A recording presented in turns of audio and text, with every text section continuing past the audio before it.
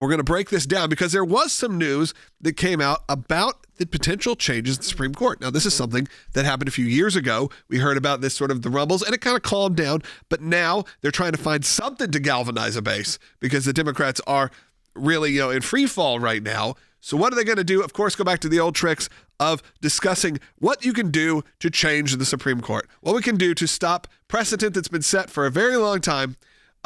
But of course, it has to do only with politics, and it only has to do with the fact that they don't like that it's more conservative leaning. That's right. So we got this report. It came out last night, and it also goes back to apparently a transcript of a call that Biden had where he says, I'm going to need your help on the Supreme Court. This is with the Congressional Progressive Caucus, because I'm about to come out, and I don't want to prematurely announce it, but I'm about to come out with a major initiative on limiting the court. So what the Washington Post and others are now reporting is that some of these initiatives will be an attempt to put term limits on the justices, how long they're allowed to serve, as well as creating an enforceable code of ethics for the court. And then they also say that the president is weighing in on a call for a constitutional amendment to eliminate the broad immunity for presidents, something that would affect him. So, Harry, what we're seeing here is another move. It's obviously a very political move, trying to draw the progressives back on his team as he's lost a lot of their support. But it seems like adding something like term limits through legislation would be a constitutional violation. I think you're precisely correct. But Joe Biden is trying to prove that he's truly a progressive. How do you prove you're a progressive? By interfering with the constitutional rights of Article 3 justices. So if you look at Article 3 of the Constitution, it states that the judicial power of the United States shall be vested in one Supreme Court and in such inferior courts as Congress may from time to time ordain and establish. The judges both of the Supreme and inferior courts shall hold their offices during good behavior. So that places a limitation on Joe Biden's power, but nonetheless, he is claiming that he can, through legislation, impact the constitutional power of the United States Supreme Court. In addition to which, of course, the Supreme Court is a co-equal branch of government. And so if I were a Supreme Court justice, probably less limited than the current Supreme Court justices, I would basically send Joe Biden a laugh track. And I would encourage Joe Biden to do a couple of things. First, read and understand the Constitution itself. And secondly, understand the constitutional limits on the power of both the legislative branch and the President of the United States. But at the end of the day, what is this move? It's purely political.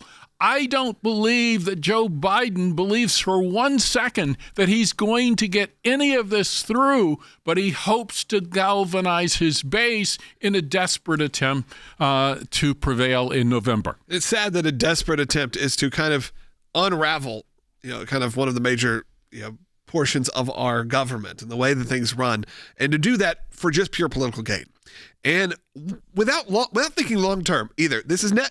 It seems always, and specifically with Democrats, that the long term doesn't matter. It's the short term. So it's, well, how's this going to affect me? It's impeachment. How's that going to affect Democrats moving forward and Republicans moving forward when you start trivializing impeachment? What happens when a situation happens where presidential immunity? How dare they? Well, what about one fact that it's going to affect you later on? That never seems to be the case. It's always done in the very short term. It's how can it affect the election tomorrow? Because they know their voters also are definitely a bit more concerned about tomorrow, which look, we all should be, than they are thinking long-term strategy. I also think it can't be lost on the listeners and us as well, the irony that Joe Biden, who has effectively had a lifetime appointment of being a political actor his entire career. That's all he's done. He has been a professional politician for his entire career, is wanting to put some term limits on another branch of government. It's absurd. At a time where you see the catastrophic events of the weekend, you'd think that the president would be more in tune with cleaning up his own house, the executive branches of the Department of Homeland Security, the Secret Service, trying to get to the bottom of the failure of security that could have had lasting implications on democracy, something that they are so concerned about preserving. But instead, at that time, it's not, let me look at this. It's going to be, let me attack a co-equal branch and try to limit their power and influence. And actually, who cares about what the text of the Constitution says? I think we can do this legislatively. Support the work of the ACLJ. Do it right now. Be a part of the Life and Liberty Drive. You can do it right now. Just scan that QR code if you're watching on YouTube or Rumble. If you're brand new, by the way, I'm going to ask you to do that right now. Make your donations double. That's it. You know why. You know why we're here. But I am going to encourage you right now, if you're brand new to this show, or maybe you've been watching for a little bit from time to time, but you haven't fully engaged, whatever platform you're watching on or listening on, subscribe on that platform. So if you're on YouTube, hit that subscribe button, hit the little thumbs up, and hit the alerts. We broadcast this show each and every day. That really helps as well. While we encourage you to obviously support the work financially, and of course we do, there are a lot of you who are brand new, and I'm not asking you who are brand new to do it. If you feel so compelled, great. But if not, just do it. 418,000 people subscribe to our YouTube channel. Over 200,000 subscribe to our Rumble channel. You understand that those numbers are more and reaching more than CNN, reaching more than a lot of cable news. That is on a platform like Rumble, on a platform like YouTube, where we have to obviously sometimes, with YouTube, you got to be a little careful, but where there's no middleman here. We're able to go directly to you. We're not advertiser supported. We are supported by you, the ACLJ donor and supporter. And that is pretty incredible. That is showing how we change mainstream media, because we have seen now the impact on the mainstream media can happen so quickly. Whether that is quickly deciding Joe Biden needs to be replaced, or whether that is obviously some of the blame being pointed at them due to this assassination attempt, just due to the rhetoric that has come out of both sides of the political spectrum in terms of the mainstream news. You could be a part of that change.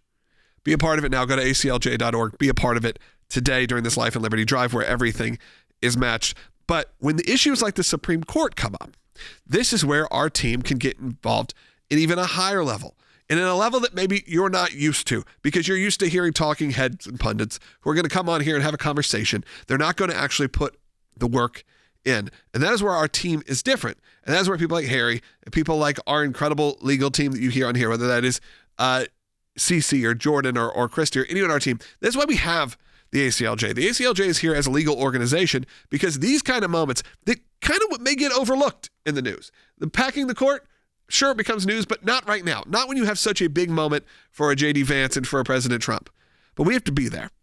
I want to just encourage people who maybe don't know about our legal work and don't see, just to give them an understanding of how vast it is and why it's important for us to be here. It's extremely important, in part because the ACLJ is committed to two things: the rule of law and the Constitution. And so we have been discussing the imposition of term limits on the United States Supreme Court. Listeners should note that the United States Supreme Court has already ruled with respect to term limits on Congress, and it has said that you cannot amend the term limits rules with respect to Congress unless you change the United States Constitution.